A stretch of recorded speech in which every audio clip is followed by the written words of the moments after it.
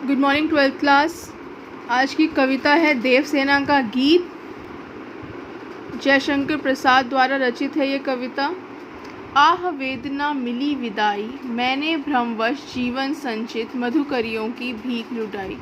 यहाँ बात हो रही है देवसेना और स्कंदगुप्त की। देवसेना स्कंदगुप्त को प्रणय निवेदन करती हैं, किंतु स्कंदगुप्त उस समय किसी और से प्रेम करते थे और वे इनका प्रेम ठुकरा देते हैं।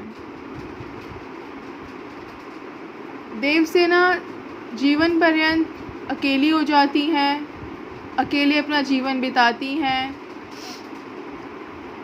वे गाती हैं कि आह वेदना मिली विदाई, मैंने भ्रमवश जीवन संचित मधुकरियों की भीख लुटाई।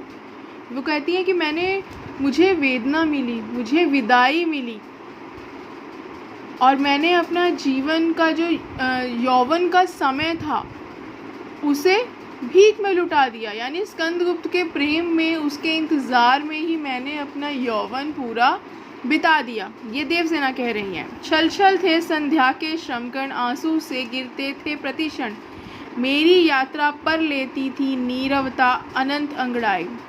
वो आगे कहती हैं कि हर क्षण उनकी आंखों से आंसू गिरते रहते थे। उनकी जीवन रूपी यात्रा में खामोशी बैठी हुई थी। श्रमित स्वप्न की मधुमाया में, गहन विपिन की तरु छाया में, पथिक उनिंदी श्रुति में किसने यह विहार की तान उठाई। वे कहती है कि जैसे एक व्यक्ति परिश्रम करके थका हारा जंगल में पेड़ की छाया के नीचे बैठा हो और अचानक उस अध सोए से व्यक्ति को कोई उठा दे, ऐसा ही मेरे साथ हुआ है। मैं भी चुपचाप खामोश जीवन व्यतीत कर रही थी। यह अचानक कौन आ गया है?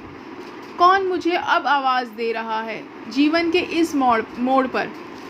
और वो कौन है? स्कंदगुप्त। स्कंदगुप्त लौट आते हैं इनके पास, लेकिन अब इनके जीवन का अंतिम समय चल रहा है। देवसेना बूढ़ी हो चुकी हैं। वो कहती हैं, लगी सतृष्ण दीठ थी सबकी, रही बचाए फिरती कब की, मेरी आशा आह बावली, तूने खो दी सकल कमाई।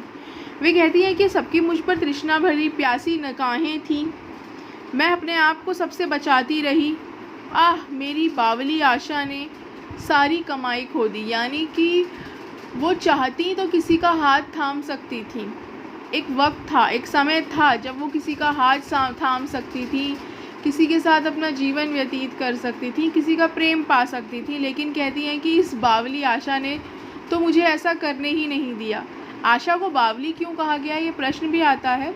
वो इसलिए कि आशा आपको यथार्थ से दूर भी कर देती है, आपको वो सपने दिखाती है। या देवसेना ने सोचा ही नहीं कि स्कंदगुप्त हो सकता है कभी लौट कर आए ही ना। उसके मन में आशा थी कि कभी ना कभी तो हो सकता है स्कंदगुप्त लौट आए।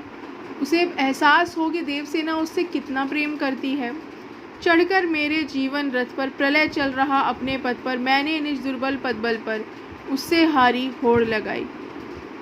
देवसेना कहती है कि मैंने प्रलय से, काल से कैसी होड़ लगाई, उससे तो कोई जीत ही नहीं सकता, मृत्यु तो सबको आनी ही है। मैं कैसे सोच सकती हूँ कि मैं जीवन पर्यंत स्कंदगुप्त का इंतज़ार करती रहूँ और वो एक दिन आ जाएगा। नहीं हो सकता है कि उसके आने से पहले ही मुझे मृत्यु आ जाए। कहती हैं अब तो मेरे जीवन का अंतिम क्षण है, कभी भी मृत्यु मेरे करीब आ सकती है। लौटा लो यह अपनी थापी, मेरी करुणा हा हा खाती, विश्व न संभलेगी यह मुझसे, इससे मन की लाज गंवाई। वो कहती हैं अपना जो प्रस्ताव तुम लाए हो, स्कंदगुप्त से कहती हैं कि तुम जो अपना प्रस्ताव लाए हो इसे वापस लौटा लो। मेरी जो करुणा है उसमें अब केवल विषाद दुख ही भर चुका है। वो कहती है, विश्व से कहती हैं कि मुझसे अब ये सब नहीं संभलेगा। मैंने इससे अपने मन की लाज भी गंवाई, क्योंकि देवसेना ने प्रणय निवेदन किया था स्कंदगुप्त को, पूरी ज़िंदगी उनका नाम पर ही जीवित रही, उन्हीं का इंतज़ार करती रही, अपने मन की लाज गंवाई। सबके सामने तो यही रहा कि देवसेना स्कंदगुप्त का इंतज़ार कर रही हैं और स्कंदगुप्त अब लौटे हैं जब उन्हें स्वयं एक सच्चा प्रेम नहीं मिला, या स्वयं उनके जीवन का खालीपन दूर करने के लिए वो देवसेना के पास आते हैं। तो ऐसे समय में देवसेना उनके प्रेम के प्रस्ताव को ठुकरा देती हैं। अब इस कविता से संबंधित आप प्रश्न पढ़ेंगे और उनके उत्तर लिखने का प्रयत्न करेंगे। जो प्रश्न आपको समझ नहीं आएंगे आप वो मुझसे पूछ सकते हैं। धन्यवाद।